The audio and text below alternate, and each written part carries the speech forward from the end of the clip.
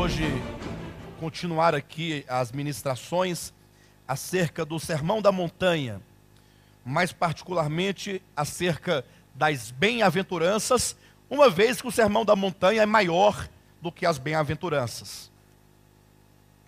Quero ler com os irmãos do versículo 1 de Mateus capítulo 5, até o versículo 8. Nos acompanhe na sua Bíblia. Vendo Jesus as multidões, subiu ao monte como que assentasse.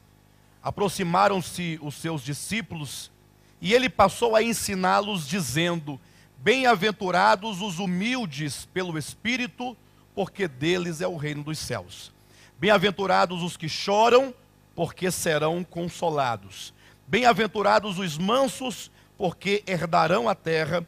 Bem-aventurados os que têm fome e sede de justiça, porque serão fartos. Bem-aventurados os misericordiosos, porque alcançarão misericórdia. Bem-aventurados os limpos de coração, porque verão a Deus. E é este ponto que queremos tratar esta manhã. Bem-aventurados os limpos de coração, porque verão a Deus. Queridos, eu quero chamar a atenção dos irmãos para o fato de que nós estamos fazendo uma exposição mais precisa possível acerca do Evangelho de Jesus Cristo. Eu estive ontem no estudo bíblico, na casa dos nossos irmãos, do irmão Valério, da irmã Cristina, né, Valério, sua esposa?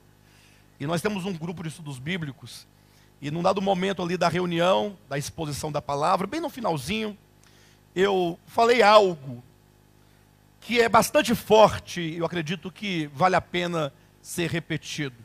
A gente falava acerca do texto de Colossenses, quando o apóstolo Paulo disse que orava pela igreja de Colossos, para que os santos daquela igreja pudessem compreender, compreender a plenitude da vontade de Deus. Aí eu comecei a falar acerca da vontade de Deus. E aí eu então enfatizei, dando alguns exemplos, dizendo que nós vivemos num tempo em que a palavra de Deus, como ela é, a palavra revelada do Evangelho, ela é escassa. Ainda que quando você olha para o mundo, você vê centenas e milhares de pessoas dizendo pregar o Evangelho. Então estão todos hoje com as Bíblias nas mãos, e batem de casa em casa, de porta em porta, vendem livros, tem programas de rádio, programa de televisão. Mas a grande pergunta que se deve ser feita é: ora, o que é a vontade de Deus? Será que o Evangelho de Jesus Cristo, conforme Ele próprio, com seus lábios, pregou a verdade acerca do reino de Deus, será que é o mesmo Evangelho que nós ouvimos abundantemente nos dias de hoje? E eu declarei com bastante ousadia, dizendo que não, categoricamente não. Que inclusive, cheguei a fazer uma declaração bastante forte, inclusive, se você ouvir a uma missa, for a uma missa, e você ouvir ali tudo o que for dito naquele ritual, do início ao fim, e você tomasse nota de cada ponto que ali fosse colocado, e depois você fosse a uma igreja evangélica, neopentecostal, e tomasse nota do que foi dito ali, e fizesse depois uma comparação, você iria perceber que tem muito mais evangelho no catolicismo, na missa, do que numa igreja evangélica neopentecostal. E é lógico que isso ofende, talvez, imediatamente, o evangélico. Porque, afinal, o evangélico está pregando para os católicos se converterem às suas igrejas. Dizendo que se eles não aceitarem a Jesus daquele modo, eles não vão para o céu, eles vão para o inferno. Não é isso que nós ouvimos pregar? Ou não é isso? Você que já foi católico um dia, talvez tenha se convertido ao Jesus do movimento cristão evangélico. Mas por que dizer isso? Para que nós possamos começar a atentar para a Escritura. Porque nós já ouvimos muito, e já ouvimos muitas palavras, mas quanto daquilo que nós ouvimos, nós conferimos com a Escritura. E aí o pior, quando você começa a ler o Evangelho, e você começa a fazer uma exposição do Evangelho, você começa a ter uma certa estranheza. Ora, parece que este Evangelho pregado deste modo é um pouco diferente, chega a ser estranho daquilo que comumente se ouve, que geralmente se ouve, porque hoje em dia se fala de um Evangelho comprometido com bem-estar dos homens.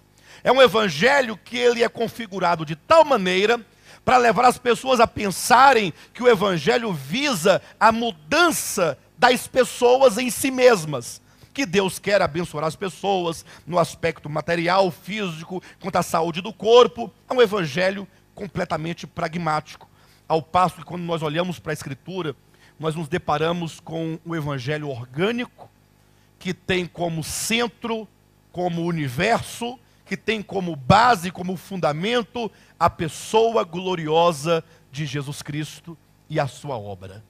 E eu quero que os irmãos então ouçam essa ministração, atentem para isso, embora já tenhamos falado disso há muito tempo.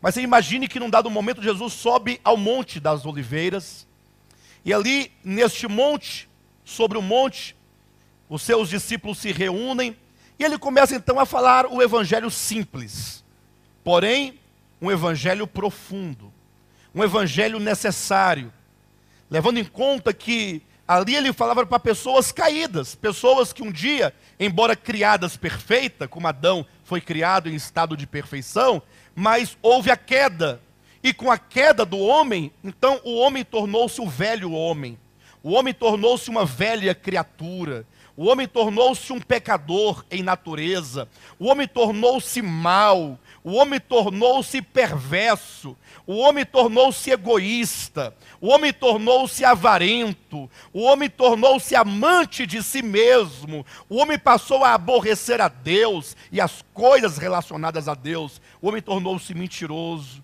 o homem tornou-se... Bem, é isso que nós podemos ver no mundo.